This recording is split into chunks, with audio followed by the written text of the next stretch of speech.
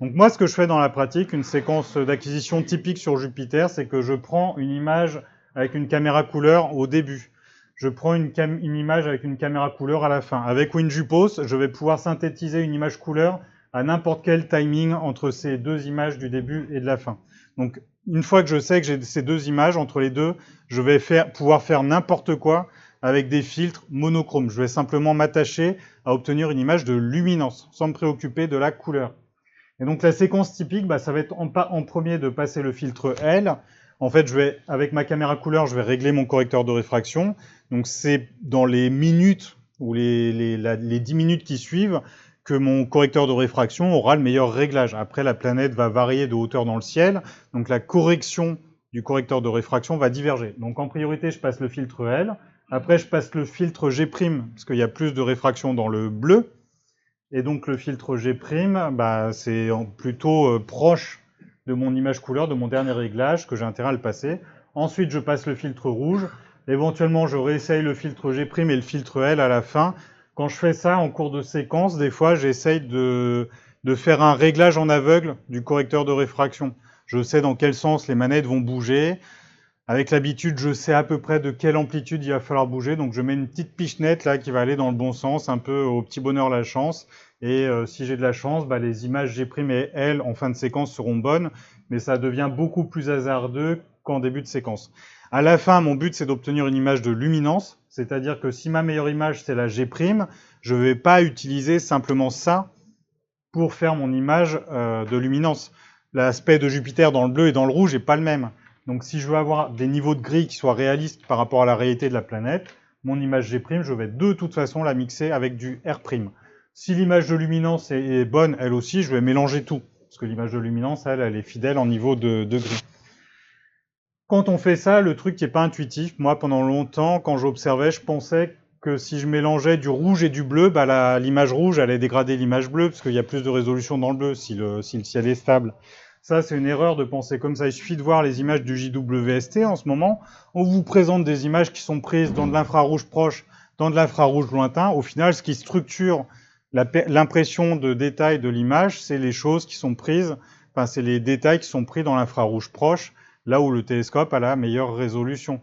On voit aussi des fois des bricolages de mélange d'images de Chandra en rayon X avec très peu de résolution avec des images de Hubble.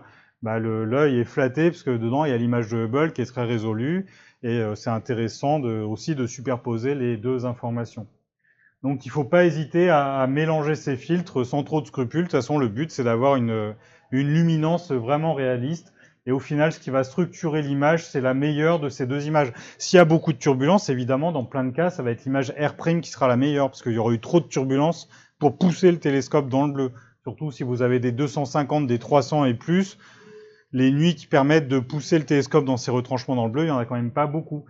Les cas où c'est l'image R' qui a le plus de résolution, eh bien, vous allez la mélanger à l'image G', mais c'est la composante R' qui va vous structurer, l'image finale. Oui. Passer d'une caméra à la seconde puis revenir à la première, c'est refaire la mise au point. Ou est-ce qu'il faut une tourelle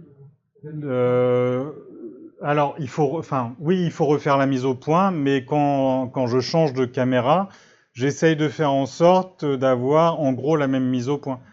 Si je change la mise au point, dans mon cas, j'utilise un casse-grain. Si je change la mise au point, je vais changer la focale. Donc j'aurai des planètes de taille différentes, ce qui n'est pas forcément grave. Derrière, dans WinJupos, on peut gérer des focales légèrement différentes, mais il faut essayer quand même de conserver l'échantillonnage. Mais la mise au point, ça prend du temps. On la fasse sur étoile. Alors déjà, je conseille plutôt de la faire sur planète, on va voir après, mais ça prend du temps. Prenez le temps qu'il faut, enfin, c'est pas grave, quoi. Si le temps que ça prend, ça dépend aussi de la turbulence, du télescope qu'on utilise. Sur la mise au point, en fait, ce qui va nous gêner le plus sur la mise au point, c'est l'aberration de sphérécité. Donc tous les gens qui ont des Schmidt-Cassegrain ont de l'aberration de sphérécité, et la mise au point n'est pas franche à cause de cette aberration de sphérécité. À la limite, sur un Schmidt-Cassegrain, ça va être plus facile de faire la mise au point quand on a un filtre rouge. Ça dépend parce que les Schmidt-Cassegrain ont leur maximum d'aberration de sphérécité, ça dépend des modèles. Des fois, c'est plus dans le rouge, plus dans le vert. Mais en tout cas, ça peut être intéressant de faire la mise au point dans le filtre qui répond le mieux. Et là, on a la mise au point qui est franche. Mais en tout cas, oui, faites la mise au point. Ouais. Typiquement, toute la séquence entre le début et la fin, après le retour à l'unité 132, ça fait 4 secondes. Moi, l'ordre de grandeur d'une séquence comme ça, ça peut aller jusqu'à 1 heure. Ah oui, Là, je donne ce que je fais typiquement. Enfin, là, je donne un truc qui est schématique en fait. En réalité, je fais un truc beaucoup plus brouillon. Enfin, j'essaye de respecter ce principe de passer en premier le L, en deuxième le bleu, en troisième le rouge. Après, entre les deux, là, souvent, j'essaye d'autres trucs, j'essaye d'autres filtres. Enfin, je fais des choses un peu plus. Il faut s'adapter. La turbulence va varier et tout. Donc ça, ce que je vous donne là, c'est très schématique. C'est pas une recette de cuisine. Encore une fois, enfin, dans tout ce que je dis ici, ne prenez rien pour une recette de cuisine. Faites vos propres expériences. C'est simplement peut-être pour donner des idées ou des directions, mais en tout cas, faites vos expériences. Mais voilà, donc des fois, ça prend qu'une demi-heure de faire ça, des fois 3/4 d'heure, des fois 1 heure. Ça dépend des conditions de stabilité. Enfin voilà, il y a. d'accord. Donc tout ça, ça repose sur le festival, sur le suppose. Quand Ah au oui. début, c'est près de Jupiter, on fera plus d'une minute, une minute trente. Non, on n'est plus du tout dans le même paradigme. Tiens, c'est une astuce que j'aurais pu rajouter. Enfin, on se rend compte de plus en plus que AutoStackert est tellement efficace que le paradigme de faire des vidéos de 1 minute à 90 secondes, ça tient plus, quoi. Enfin, en tout cas, sur Jupiter, faut pas hésiter à pousser à 120 secondes et au-delà. Et là aussi, faites vos expériences de votre côté. Un soir qui est stable, essayez de faire une vidéo de 100 secondes, 150 secondes, 200 secondes. Regardez le résultat final, voyez ce qui se passe. Et même pousser au-delà, pourquoi pas, j'en sais rien en fait. Personnellement, je me suis jamais à pousser au-delà, mais ça peut être intéressant, pourquoi pas de pousser à 300 secondes et regarder ce qui se passe sans faire de la dérotation. Et cette indication avec la caméra monochrome, faire ça, honnêtement, c'est chiant. Derrière, il va falloir passer dans WinJupose, c'est beaucoup de traitement. Si vous voulez pas vous compliquer la vie, restez avec une caméra couleur. On a quand même la chance aujourd'hui d'avoir des caméras couleur remarquables. Et le calcul, ça peut être de se dire, je vais tout faire avec une caméra couleur, et pourquoi pas acheter un télescope un peu plus gros, plutôt que de m'embêter avec une caméra monochrome, un système de filtre compliqué, etc. Enfin, on va parler des télescopes un peu plus loin, mais il y a des solutions pour monter en diamètre à moindre coût. Bah d'ailleurs, oui, voilà, c'est mon point suivant, donc de choisir un télescope adapté à ce qu'on fait. Alors dans mon cas, mais j'incite pas les gens à suivre mon cas, j'utilise des télescopes haut de gamme, mais bon, c'est un peu par goût personnel, et puis tout simplement par des opportunités d'occasion qui sont présentées à moi. Depuis très longtemps, j'ai eu un Mulon 210. Quand j'ai cherché un télescope plus gros, je suis passé par un C11 qui me convenait pas, donc je l'ai revendu. Et après, j'ai fini par trouver un Mulon 250. Enfin, c'était ce que je cherchais au départ, mais je l'ai pas trouvé. C'était un peu mon rêve depuis longtemps d'avoir ça. Et une fois que j'avais le Mulon 250, le Mulon 300 est venu à moi. Je l'ai pas cherché en fait. C'est le vendeur la personne qui avait le Mulon 300 qui me l'a proposé. Enfin, au départ, c'était une blague, mais au final, bah, ça s'est transformé en transaction. Et puis après, non content de ça, il a essayé de me refourguer sa monture et puis bah, je l'ai prise. En tout cas, plus sérieusement, je conseille pas forcément d'acheter des télescopes si haut de gamme, parce que ça représente un budget et voilà. Mais en tout cas, il y a des solutions plus abordables qui existent. Ce que je conseille en tout cas, autant que possible, si vous voulez faire du planétaire sérieusement, alors déjà, il faut partir du principe qu'il y a de très belles choses à faire avec des télescopes de 180 à 200 mm de diamètre quand ils sont bien réglés. Néanmoins, si on veut vraiment aborder le truc sérieusement, s'investir dans le planétaire, je conseille quand même, si possible, de monter à 250 mm de diamètre. Ça me semble être un peu le minimum syndical. Sachant que, enfin, encore, j'insiste sur le fait qu'avec des télescopes plus petits, il y a des choses valables à faire qui peuvent être utilisées même scientifiquement. Donc, si vous avez un 180 mm, en particulier les Maksutov qui sont très performants, qui se dérèglent pas, franchement, mais allez-y, quoi. Il y a vraiment de belles choses à faire. Et on voit sur les forums, même avec des télescopes plus petits, des gens qui font des trucs super chouettes. J'ai vu personnellement dans les télescopes que j'ai testés, j'avais testé un Bresser 130 mm en faisant une mesure optique, le télescope était pas très bon. Bah, une fois qu'il est bien réglé, franchement, avec 130 mm, la turbulence, on s'en fiche un peu, il y a moyen de le pousser assez loin le télescope. Et puis on a des outils de traitement, je parlais de la déconvolution par PSF au départ. Si le télescope a quelques défauts optiques, il faut avoir en tête qu'avec cette méthode, on peut compenser en partie les défauts optiques du télescope. On ne pourra jamais tout compenser, ce sera jamais parfait. Il vaut mieux avoir un bon télescope, c'est toujours mieux, c'est évident, mais voilà, faut avoir tout ça en tête quand même. Bon, bref, tout ça pour dire que sous nos latitudes, le bon compromis se trouve entre 250 et 400 mm. Au-delà de 400 mm, c'est compliqué. On est dans un pays où il y a du jet stream, c'est notre ennemi numéro un. On verra si j'ai le temps d'expliquer pourquoi en termes de timing. Bref, en tout cas, au-delà de 400 mm, pour nous, c'est dur. Il y a des contrées dans lesquelles il y a peu de jet stream et où il y a des gens qui parviennent à exploiter des télescopes de plus de 400 mm. Alors, les solutions, il en existe de nombreuses. Pour faire court, idéalement, enfin, j'ai tendance à préférer les télescopes sur monture équatoriale, mais c'est pas parole d'évangile. Et si on part sur cette idée d'une monture équatoriale, les célestrons sont intéressants, mais franchement, vraiment, les célestrons Edge plutôt que les célestrons classiques. Je sais que ça coûte plus cher, ça n'existe pas depuis si longtemps que ça, donc ils sont pas évidents à trouver en occasion. Mais nous, notre problème quand on fait de l'observation planétaire, c'est qu'on veut avoir un télescope avec l'axe optique réglé et que cet axe optique soit stable, ne se dérègle pas. Si on prend un Schmidt-Cassegrain classique, dans les C8 ou les mid 8 pouces, il y en a certains qui ont un réglage qui est stable. Mais ça varie d'un exemplaire à l'autre, selon son année de production, selon sa vétusté, etc. Donc c'est un peu aléatoire. Si on prend un Célestron Edge, on va avoir il y a un correcteur dedans qui fait qu'on a la coma, ce défaut qui nous embête, qui est corrigé sur un champ qui est large. Donc si l'un des miroirs bascule légèrement, on va pas avoir un déréglage optique immédiatement. On va avoir une certaine tolérance. Donc c'est vraiment une bonne solution. En particulier les C9 Edge, les C11 Edge, ou pourquoi pas les C14 Edge. Là, on commence à rentrer dans des budgets conséquents. Mais en tout cas, ces télescopes sont intéressants.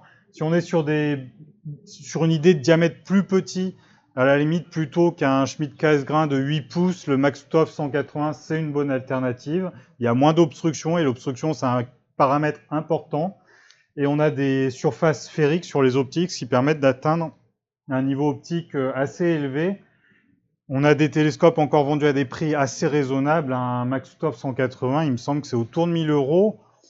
C'est relativement abordable pour une optique de cette qualité.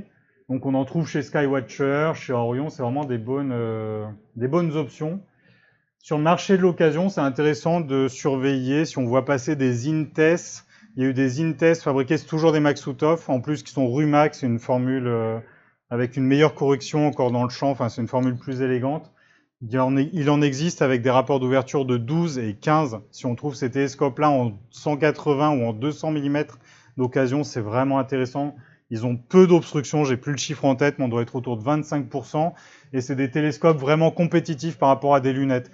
Le nombre de fois on entend des gens « Ah, les lunettes en planétaire, c'est fantastique et tout ». Mais non, non, non et non. Un télescope, c'est meilleur qu'une lunette. Le problème du télescope, c'est son obstruction. Mais il existe des télescopes qui ont des obstructions autour de 20 à 25%.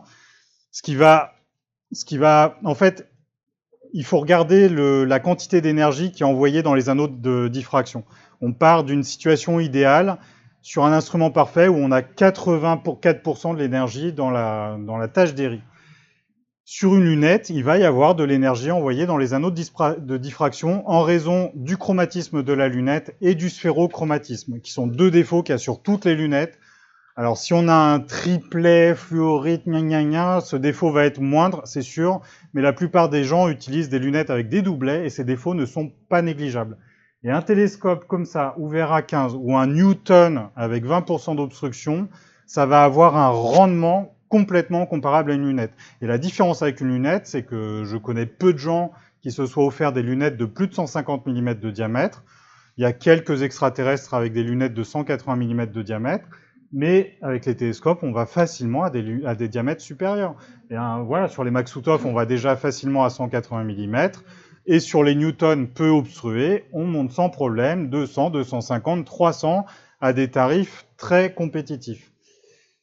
Dernière option séduisante sur monture équatoriale, c'est le Cassegrain. J'avais testé le Cassegrain Kepler. Suite à ce test, Jean-Paul Auger l'a acheté et l'a utilisé beaucoup plus que moi en planétaire et a démontré tout ce qu'on pouvait faire en fait. Et on est sur un niveau de performance qui talonne les Mulone 250. C'est vraiment très proche, sauf qu'on est sur le tiers du prix d'un Mulone 250. La surface optique est moins douce que sur un Mulone 250, donc le télescope va être moins résilient face à la turbulence, c'est certain. mais on est sur un écart de prix qui est assez considérable et surtout, enfin moi je suis vraiment étonné en fait de ce résultat sur ce télescope-là. C'est une optique faite par GSO. Si on remonte quelques années en arrière, quand je faisais des tests optiques, ce qui sortait des usines GSO, c'était plutôt inférieur à ce que sortait Synta, qui produit Skywatcher et Orion. Aujourd'hui, j'ai l'impression que GSO s'est un peu rattrapé, et un casse-grain, c'est difficile à faire, enfin en particulier le miroir secondaire sur un casse-grain est difficile à faire, et ce télescope, aussi bien le 200 que le 250 mm, sont très crédibles, et à la limite, on regrette juste qu'il ne fasse pas un 300 mm.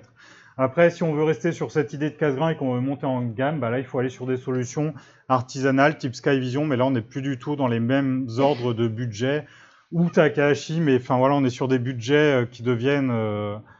Enfin, voilà, ça peut être un choix. Hein, en fait, enfin, si je parle de façon très personnelle, un conseil que je peux donner, c'est de se dire quand même qu'on vit qu'une fois et que plutôt que d'attendre d'avoir 60 ou 70 ans pour se payer le télescope de ses rêves, on peut aussi aller voir son banquier dans la mesure, enfin, dans les limites où ça ne mette pas le budget du ménage en péril.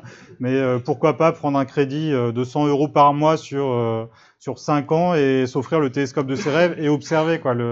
Le meilleur télescope, c'est celui qu'on utilise, c'est pas celui qui reste dans le garage ou celui qui reste chez le marchand de télescopes.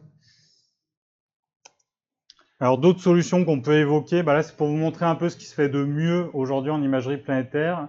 Et là pour le coup on est sur un télescope de 21 pouces, donc un peu plus de 500 mm de diamètre. Et ça illustre en fait, enfin moi j'ai vu personne en Europe faire ça, et je pense qu'en Europe c'est difficile de faire ça en dehors de sites d'exception comme Calerne, le Pic du Midi, et encore pas toutes les nuits. Allez voir en fait le site, c'est Glittering Lights. L'observateur il s'appelle Marco Lorenzi. Il observe à Singapour sur un rooftop et il produit, enfin les dernières images planétaires qu'il a produites sont étourdissantes. Et enfin, il faut avoir en tête en fait que les Dobson comme ça, c'est une solution intéressante. On peut mettre une table équatoriale en dessous. C'est ce que fait Yann Le Gall depuis des années avec succès. Et moi, je veux insister plutôt sur cette solution-là, surtout, qui est plus démocratique. Les Dobson, Skywatcher, FlexTube, Orion aussi produit des Dobson motorisés, ça sort de la même usine. Hein. Et ça marche vraiment bien. Le 300 mm, je l'ai testé il y a peu de temps sur Ciel et Espace. Bah, le 300 qui est sur le site d'Unterlinden, c'est celui que j'ai testé, là, c'est moi qui l'ai ramené sur leur stand. Ça fonctionne bien, il y a du diamètre, ils proposent aussi un 350 et un 400 mm. Il faut savoir que le 400 mm est difficilement gérable par une personne seule. Alors si on observe dans son jardin, il suffit de mettre des roulettes et des barres, là on peut bricoler ça facilement à moindre coût et pousser le télescope dans le jardin. Mais bon, s'il s'agit de le mettre dans la voiture, etc., attention, le 300 mm, oui, sauf si on a des gros problèmes de dos. Mais le 400 mm, non. Le 350 mm, il est entre les deux, je ne l'ai pas eu en main, je sais pas s'il est gérable par une personne seule. Peut-être que tu l'as déjà vu, Patrick, ou non? Bon, en tout cas, voilà, ça c'est une super solution. Enfin, en tout cas, on est sur des... Il y a des inconvénients sur ce genre de télescope. On est en alt-azimutale, donc il va y avoir de la rotation de champ. Le miroir est près du sol, donc on va être plus sensible à la turbulence. Comment? Oui, bien sûr. Oui, il y a moins de rotation de champ à ce moment-là. Et puis, à la limite, la rotation de champ, bah, si derrière on utilise WinJuPo, enfin, déjà, je parle de rotation de champ. Si on fait une vidéo de 1, 2, 3 minutes, la rotation de champ, elle est négligeable hein, sur ce laps de temps. On observe sur un champ de quelques dizaines de secondes d'arc. Il faut plus que ça hein, avant que ça joue. Vous pouvez même, si vous voulez vous remémorer des bons souvenirs de trigonométrie de collège ou de lycée, vous pouvez vous amuser à faire les calculs de combien la planète tourne et voir à partir de combien de temps ça joue. Et puis ça dépendra de la position de la planète dans le ciel. Hein. Attention, effectivement, au méridien, il y a peu de rotation de champ. En tout cas, ça, c'est vraiment des solutions très intéressantes. Sur ce genre d'optique, on n'a pas la qualité optique qu'on va avoir sur des instruments haut de gamme. Skyvision a Bonin comme opticien qui est excellent. On sait qu'il produit des surfaces très douces. Takahashi sort des optiques avec des surfaces très douces. On n'a pas ces niveaux-là chez Skywatcher. Néanmoins, on a une qualité optique satisfaisante. Et pourquoi? Enfin, le télescope est vendu tellement peu cher. Là, on est à 2300 € sur le 300 mm. Bah, on peut se dire, j'achète ça. Éventuellement, je vais le chercher d'occasion, je vais le payer encore moins cher. Christophe Pellier a payé le sien 1500 €, par exemple. Bah, pourquoi pas rajouter 1500 € dans la poche d'un artisan pour faire doucir l'optique. Et là, on récupère presque un instrument de course à moindre prix. Moi, ce qui m'a étonné sur ces télescopes, j'ai utilisé celui-ci et le 400 mm, le 400 mm plus pour faire des occultations avec Marc Buy là pour les missions de la NASA. Bah, c'est relativement stable en fait, parce que avec le moteur, l'axe en hauteur est bloqué, il est asservi au moteur, il est freiné, et en fait on a quelque chose qui est plus stable que ça en a l'air. Alors après, les réglages optiques vont bouger dans le temps, enfin surtout d'une fois à l'autre. Hein. Là, les tubes se rétractent. Il est évident que quand on rétracte, qu'on ressort, ça va bouger. Hein. Mais en tout cas, c'est des solutions alternatives vraiment intéressantes à considérer. Ouais. Stabilité du réglage pendant la position. Bah, elle est pas si mauvaise. En fait, ce qui est séduisant en alt-azimutal, en fait, c'est que les points d'appui du miroir ne changent pas. Alors que quand on est en équatorial, que ce soit tenu par le centre ou par les bords, c'est un problème. Et moi, enfin, j'ai plusieurs télescopes très haut de gamme. Le Mullen 250, c'est fiable, ça bouge peu. Le 300, si on le retourne au méridien, c'est la catastrophe, quoi. Et le problème est connu chez Optic Hunter Linden. Et passé un certain diamètre en équatorial, il y a pas de solution très simple. Et enfin, vous pouvez discuter avec tous les artisans qui font des gros diamètres. C'est un point compliqué, la tenue d'un miroir primaire, et c'est un défaut congénital de tous les télescopes amateurs de grands diamètres. Non seulement le maintien du réglage, mais surtout les contraintes quand on va changer de point d'appui. Bah, si l'appui se prend mal, on va y mettre de l'astigmatisme et ça va pas nous faire rigoler, surtout pour faire du planétaire. Ce que je conseille aussi, c'est d'automatiser l'observation. On peut faire ça facilement dans FireCapture, avec SharpCap aussi, il me semble, même si j'ai pas essayé. Pourquoi je conseille ça En fait, il va y avoir des soirs où la stabilité est moyenne. Alors, éventuellement, on a une vie de famille, on n'a pas forcément envie de passer toute la soirée derrière son ordinateur. Éventuellement, la stabilité moyenne fait que c'est un peu ingrat là, de passer des heures derrière son ordinateur. Bah, pourquoi pas automatiser l'observation? En fait, moi, j'ai fait ça pour essayer de détecter des impacts, des flashs sur Jupiter. J'ai pas réussi, mais bon, plus j'observe et plus j'aurai de chance d'y arriver. Et ce que j'ai vu en faisant ça, en fait, c'est qu'en ayant des runs d'observation de 1 heure, 2 heures comme ça en continu, il n'est pas rare qu'il y ait un moment où pendant 1 ou 2 vidéos, la turbulence change du tout au tout et que finalement, d'une nuit qui avait l'air très moyenne, il soit capable de produire une image, alors qui ne sera pas équivalente de celle qu'on sortira une nuit qui se présente bien, où on ira chercher la petite bête avec une caméra monochrome, etc., etc. Mais en tout cas, c'est vraiment quelque chose à avoir en tête. C'est facile à paramétrer. L'autoguidage, en fait, se fait directement de la caméra à la monture et l'autoguidage se fait en regardant la planète. Il ne s'agit pas d'aller mettre une deuxième caméra, un deuxième instrument parallèle. Du coup, c'est facile à mettre en œuvre. Moi, j'ai mis du temps à paramétrer ça, enfin à me dire, je vais brancher les trucs. Je me suis dit, ça va m'alourdir mon truc, ça va me prendre du temps.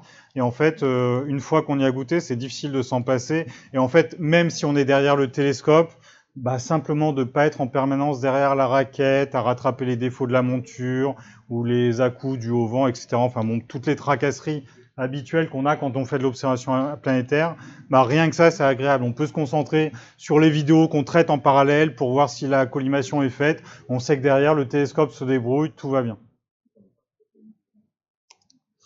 Et donc, si vous voulez savoir comment faire cette automatisation, allez voir la vidéo que j'ai faite. J'explique dans FireCapture comment on paramètre tout ça. C'est pas sorcier. Il faut se donner un peu de temps la première fois. Évidemment, c'est comme tout, mais... Alors ensuite, moi, ce que j'ai souvent comme question, comme remarque, ou que je vois passer sur les forums, c'est « Oh là là, comment vous faites pour régler la DC? C'est compliqué. » Et je comprends pas trop ces remarques. Les gens qui ont du mal à régler la DC, je pense, ne prennent pas la bonne méthode. Moi, celle que je conseille, c'est de régler la planète surexposée sur l'écran, de surexposer jusqu'au bord, c'est-à-dire surexposer encore plus que ça. Et quand on fait ça, les franges bleues et rouges de part et d'autre de la planète, franchement, ça devient évident. Et du coup, avec ça, on a une information vraiment évidente pour régler son correcteur. C'est sûr qu'il y a 2 degrés de liberté sur le correcteur, donc il faut avoir compris comment fonctionne son correcteur de réfraction, sinon on aura du mal à faire le réglage. Mais ça, c'est un peu le b.a.-ba d'avoir compris le principe du correcteur de réfraction. Mais si on a compris ce principe et qu'on surexpose l'image comme ça, il n'y a pas de raison qu'on n'y arrive pas. Et il faut vraiment arriver jusqu'à avoir un pourtour de la planète vraiment homogène. Là, on voit par exemple qu'on a un côté qui est un peu vert un côté qui est un peu violet. Donc non seulement la puissance du correcteur n'est pas bonne, mais certainement que l'angle n'est pas bon non plus. Donc là, il faut vraiment agir sur les deux jusqu'à avoir une frange. Il y aura peut-être une dominante au bord qui sera verte ou quoi, selon les réglages de balance des blancs. Mais s'il y a une dominante vert, moi je veux la même dominante vert partout. Et il faut aller chercher le pouillem jusqu'à ce qu'on ait ça, et en essayant d'être le plus précis possible, prendre son temps, et en tout cas surexposer la planète. Et en même temps, ce qu'on peut faire quand on fait ça, c'est changer le temps de pause. Notre œil, le cinéma est calqué sur du 24-25 images par seconde, parce que notre œil a du mal à percevoir plus que 24-25 images par seconde. Enfin, dans la pratique, il est capable de percevoir un peu plus, mais guère plus. Donc quand on fait le réglage, c'est pas la peine que la caméra soit en train de prendre 100 images par seconde. Si on réduit le temps de pause, on va descendre justement peut-être à 25-30 images par seconde, on aura moins de bruit dans l'image et on aura une meilleure lisibilité de ces défauts de réglage. L'indication qu'il y a dans... Enfin, le réglage que je fais à la main, moi je suis jamais d'accord avec Fire Capture et je fais confiance à mon réglage, pas... Enfin, si vous voulez vous y fier, faites-le pour dégrossir. Après, surexposez votre image et regardez ce qui se passe au bord et regardez si vous êtes d'accord avec lui. Et vous verrez qu'il reste... Enfin, si... Ou alors j'ai un problème avec ma version de Fire Capture ou mon télescope ou ma caméra ou je sais pas quoi. C'est vrai que le dessin n'a pas du tout le même. Ou même en vous fiant à Fire Capture, regardez l'image finale, resserrez son contraste au traitement et regardez si les bords sont homogènes. Et moi, je vous parie que non. Et je vous parie que si vous faites ça à la main, vous obtiendrez un meilleur résultat. Et donc, en ayant allongé le temps de pause à 30 images par seconde, je vous conseille cette même astuce pour régler la mise au point. Ce que je fais, c'est que donc j'allonge le temps de pause pour avoir une image peu bruitée. Donc sur Jupiter ou Saturne, je me mets à 25-30 images par seconde avec un temps de pause correspondant, de 1/25e, 1/30e. Et je touche au paramètre de gamma. Là, on a les deux mêmes images à droite, à gauche. On voit clairement qu'en ayant changé le paramètre de gamma sur l'image de droite, les détails sont bien mieux visibles. Et je vais évidemment plus facilement faire mon réglage de mise au point sur cette image que sur celle-ci. Là, je parle du cas de figure de Jupiter. Si on regarde Saturne, il y a les anneaux avec la division de Cassini. C'est très contrasté d'entrée de jeu, donc on n'est pas forcément obligé de faire ça. Sur Jupiter, parfois, on a l'ombre d'un satellite. Donc dans ce cas, c'est pareil, on a un détail très contrasté. Donc c'est pas forcément la peine de faire ça. Mais si on doit se fier simplement au rendu des détails dans l'atmosphère de Jupiter, toucher aux paramètres de gamma, c'est intéressant.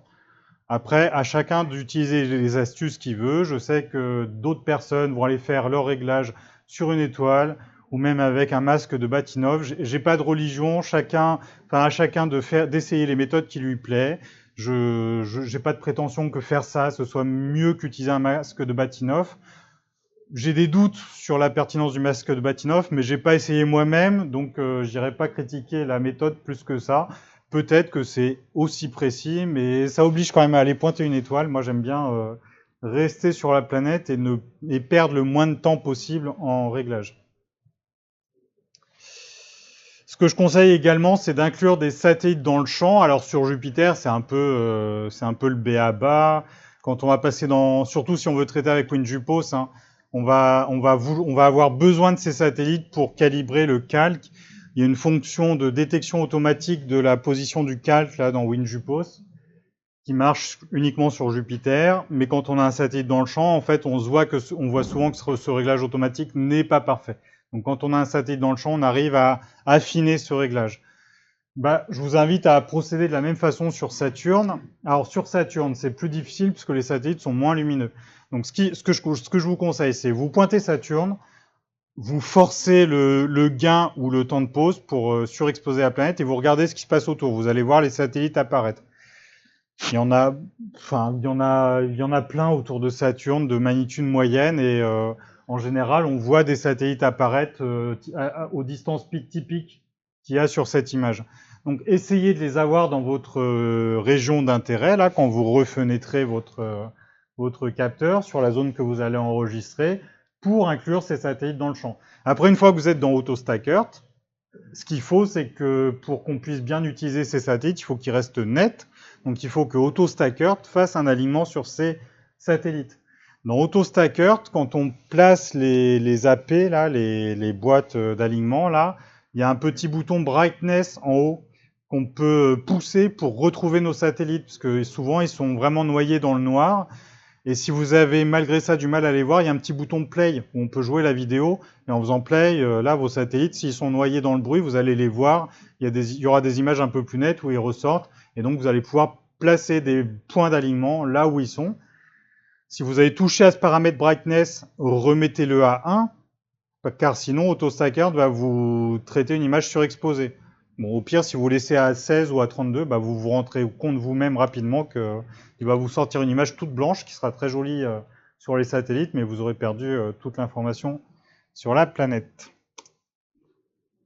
Je vous parlais d'échantillonnage tout à l'heure et on voit en fait que souvent on va quand même, pas tout le temps, mais bon, dans beaucoup de cas, on va observer avec des télescopes qui ont un rapport d'ouverture natif focal sur diamètre de 10, 12, 15, des Maksutov, des Schmidt-Cassegrain, des Dal-Kirkham, etc. Avec ces télescopes-là, on va essayer d'avoir un rapport d'ouverture, si on utilise les nombreuses caméras qui ont des pixels de 3 microns, on va vouloir être autour de f sur 20, f sur 18, f sur 20. En partant d'une focale qui est à f sur 10, c'est pas évident. Alors, ce que je conseille pour si vous avez ce problème de distance entre la Barlow et la caméra, c'est d'utiliser les caméras bâtons. Ça, on retrouve en particulier chez le fabricant QHY, qui fait des caméras USB 3 et bâtons. En fait, ici, le capteur est à ce niveau-là, il est vraiment très proche de l'avant de la caméra. Et en fait, quand on va enquiller la caméra, on va vraiment aller rapprocher le capteur de la Barlow. Et si on a ce problème-là, j'ai sauté un point un peu plus haut, mais qui va avec. C'est pour le montage de la Barlow. La plupart des Barlow, on va pouvoir dévisser la tête de la Barlow et on trouve des adaptateurs. Il y en a un chez Pyro Astro, il y en a un chez Skywatcher, mais qu'on a du mal à trouver en pièces détachées. En fait, des fois c'est fourni avec des instruments, mais on ne le trouve pas trop à l'unité. Il y en a un chez Bresser qu'on peut acheter à l'unité. Et hier, il y a quelques jours, je crois que quelqu'un m'a fait remarquer qu'il y avait aussi ce genre d'accessoire chez Bader. Donc un accessoire avec un pas de vis 42 mm et dans lequel on peut aller visser une Barlow. Et donc là, là on a la caméra bâton qui va aller se rapprocher de la Barlow. On a la Barlow qui va rentrer dans le train optique et là on va pouvoir vraiment réduire cette distance entre la Barlow et la caméra. Et quand on réduit la distance entre la Barlow et la caméra, en fait on réduit la puissance de la Barlow. Et inversement, si on a un montage vraiment pas optimisé, on va avoir un montage où la distance entre la lentille de la Barlow et le capteur est supérieure à la taille de la Barlow. La taille de la Barlow, en général, correspond à peu près à la focale de la Barlow. Et dans ce cas, si c'est une Barlow 2 fois, elle va se mettre à grossir 2 fois et demi, 3 fois. La formule pour savoir combien grossit une Barlow, c'est celle-ci. Où T, c'est le tirage, donc c'est-à-dire la distance entre les lentilles et le capteur. F, c'est la focale de la Barlow, donc à peu près la longueur physique de la Barlow telle qu'elle est quand vous l'achetez. Et donc, typiquement, si on a le tirage qui est égal à la focale, on voit que notre Barlow grossit 2 fois, tout simplement. Et on voit que si on double la focale, enfin si on double le tirage par rapport à la focale, la Barlow 2 fois va se transformer en Barlow 3 fois. Et une fois qu'on aura inséré un correcteur de réfraction, une roue à filtre éventuellement, si on veut faire du monochrome. Dans mon cas, il y a une platine XY. Et puis, si on a des bagues plus ou moins épaisses, après, des fois, on fait avec ce qu'on a. Hein. Après, on essaye tous de limiter nos dépenses, évidemment. Et des fois, on arrive facilement dans la situation où on va transformer une Barlow 2 fois en Barlow 3 fois. Mais inversement, si on utilise les astuces que je donne là, la Barlow 2 fois, on va pouvoir la transformer en Barlow 1 fois et demi. Alors, un autre conseil trivial, c'est de... Oui. L'ADC n'introduit pas de tirage. Si, bien sûr, mais si on fait le montage tel que je viens de décrire, où on met la tête de la Barlow dans un adaptateur, l'épaisseur de la DC va se substituer un peu à la longueur du tube qu'on a au départ. Le passage dans les prismes. Ah oui, ça change la focale, mais le passage dans les filtres aussi change la focale. Mais c'est... Oui, enfin, je sais pas quels sont les ordres de grandeur, mais ça doit être de l'ordre du pourcent ou de quelques pourcents.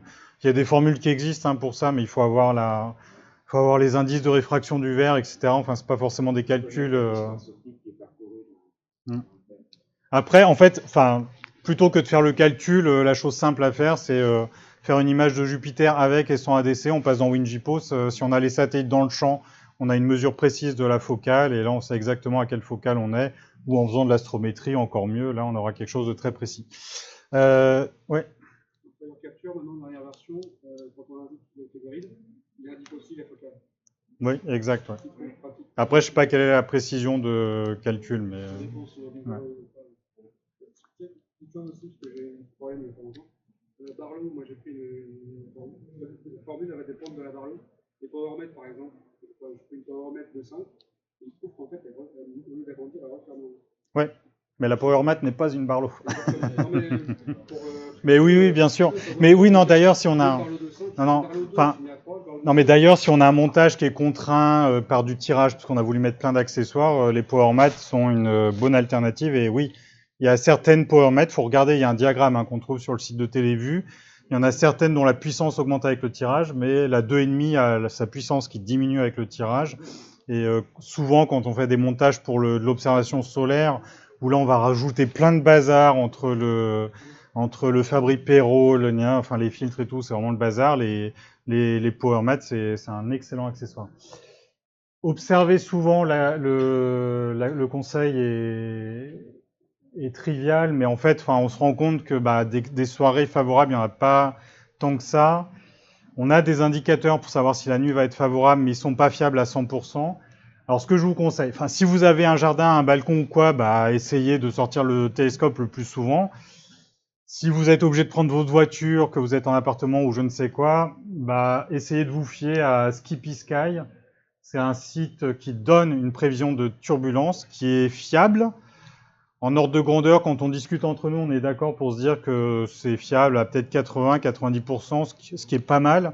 Jusque-là, les gens se fiaient à Météo Blue, qui pour moi est fiable à 0%.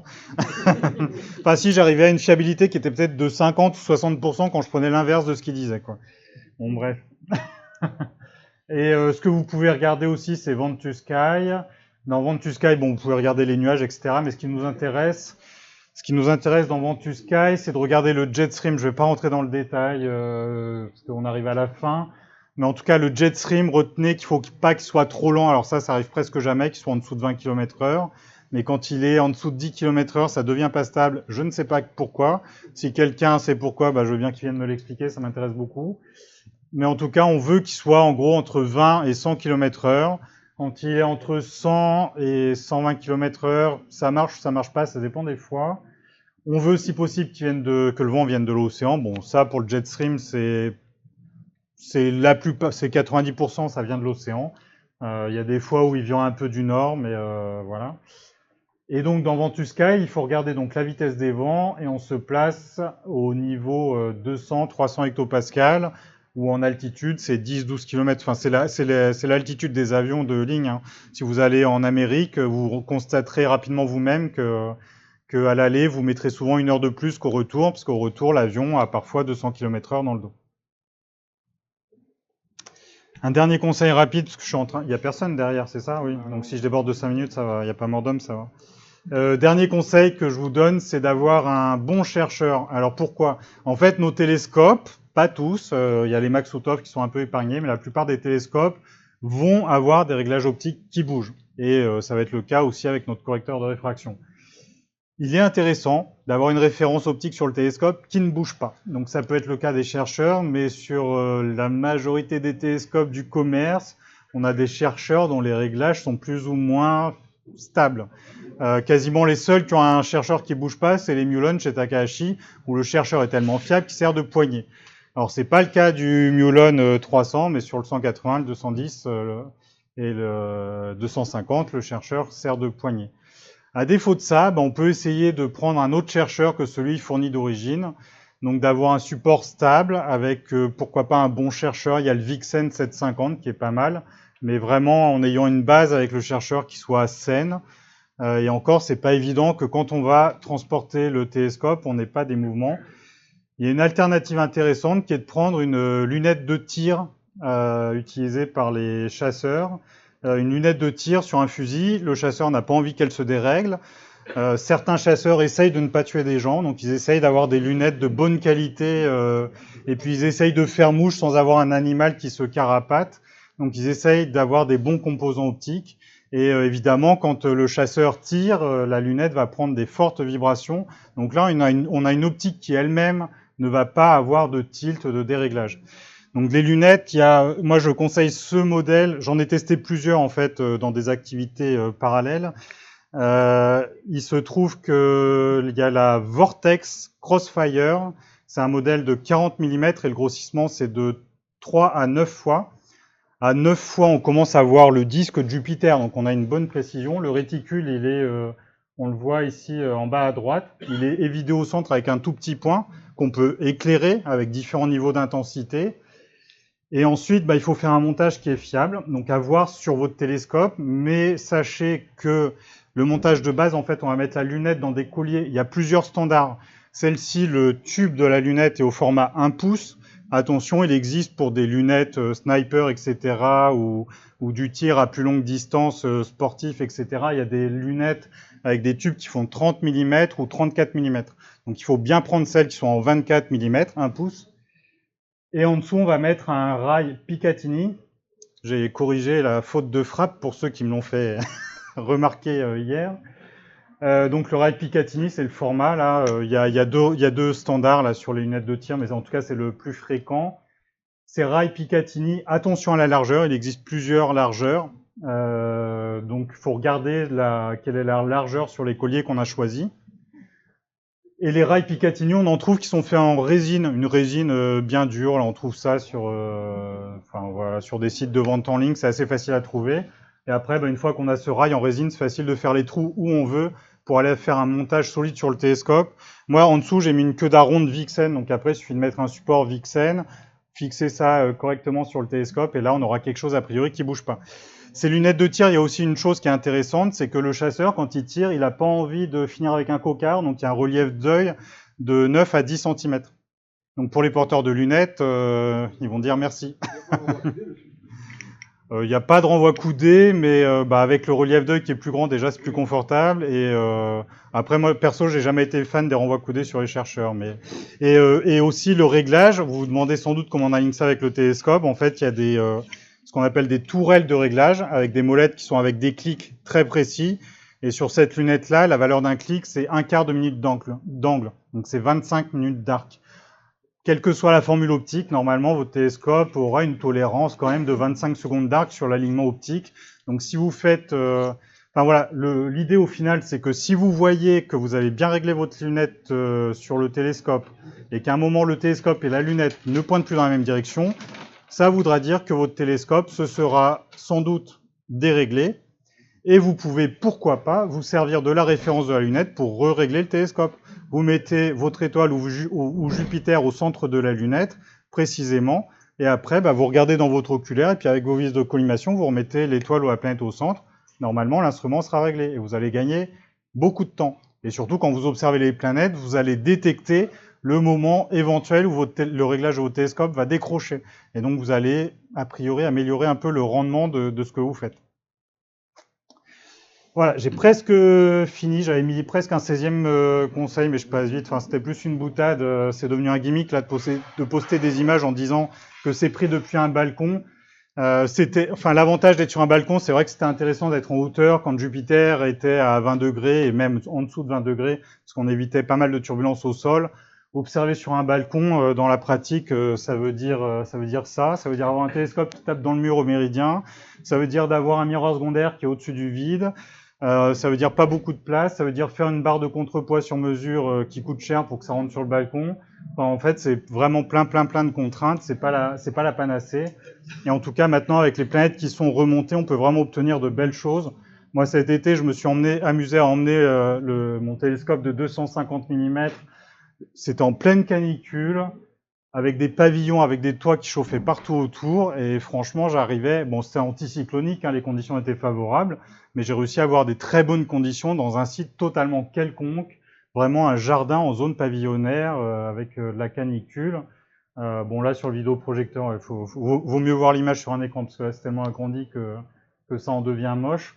Mais en tout cas, voilà, j'ai réussi à sortir des images présentables, on va dire, en étant vraiment dans un site quelconque. Et vraiment, la clé, encore une fois, c'est d'observer souvent.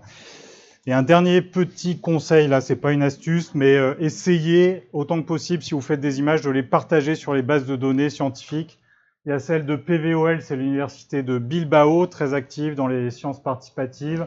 Alpo Japan, c'est un peu l'équivalent de la SAF au Japon.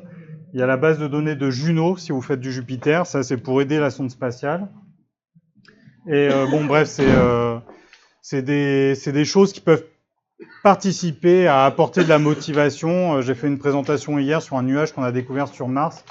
C'est à force de ténacité, d'observation souvent, et puis surtout, quand on a fait ce genre de... Enfin, moi, pendant longtemps, en ce qui me concerne, le moteur, ça a été de pousser la technique, mais s'il n'y avait pas eu un moment, la motivation de participer à de la science, je me serais jamais remis à sortir mes télescopes et observer aussi souvent. Et si j'observe souvent, c'est aussi parce que je sais que je vais chercher des impacts sur Jupiter, parce que je sais que je vais chercher des aurores polaires sur Mars, parce que je sais que les observations des nuages sur Jupiter sont réutilisées par la sonde Juno et par des scientifiques qui font de la météo sur Jupiter. Alors quand on fait une image, évidemment, on ne sait pas si elle va être utilisée scientifiquement, mais c'est le principe d'alimenter une base de données dans laquelle les scientifiques vont pouvoir aller puiser. Tous les conseils que je vous ai donnés, vous en retrouvez une partie dans le hors-série de Espace. Sur ma chaîne YouTube, j'ai fait une playlist où j'ai essayé de simplifier les titres là pour s'y retrouver. Donc tout ce que j'ai expliqué là, c'est expliqué en détail.